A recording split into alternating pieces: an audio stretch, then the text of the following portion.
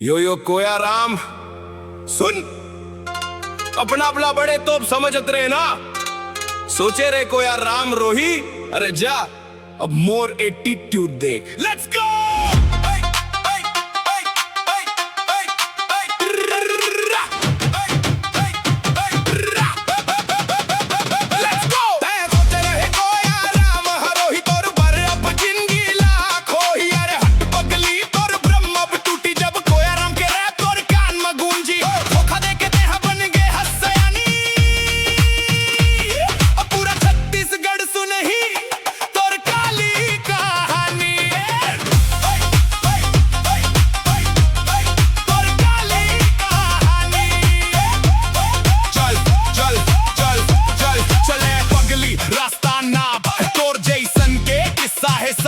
सोचत रहे मैं सीधा सादा, मोर दिल ला तोड़े ते आधा आधा। तो नखरा रही सास मानू पर अब रैंक ते ककरो भी कार के ऊपर।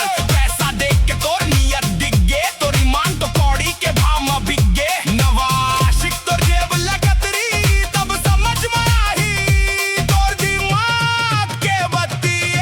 सोचे रहे कोया राम हरोही तोर ब्रह्म बटूटी। सोचे रहे कोया राम हरोही तोर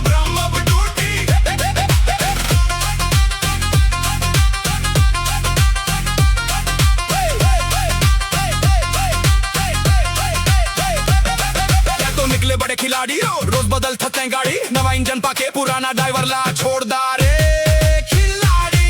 सबो जानते तोर ये रिपेयरिंग के धंधा, कतेक जन ला कतर के बना के रखे हसंधा। ऊपर ले देख थसते गंगा के पानी, भीतर लेते हंस पूरा जहर के खानी। तोर बैटरी अब डिस्चार्ज होवैया है, तोर नया आशिक भी अब भागवैया है। जब ककरो तीर तोर दाल नहीं गली, तब कोया राम के ये गाना तोर छाती में जली।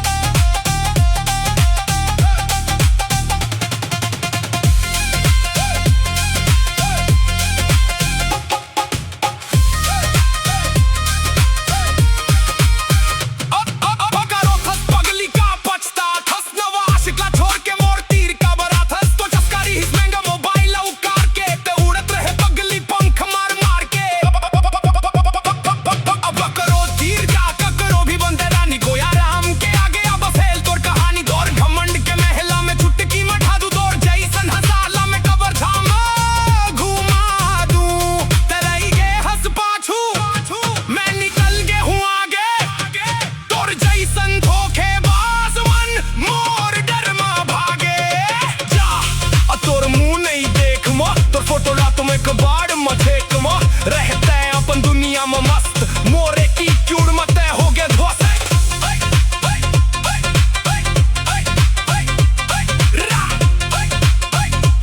अब तो राम के नाम सुन सुन के जलत रही मरे, गाना हिट हो गए ते पाछू सड़त रही भे।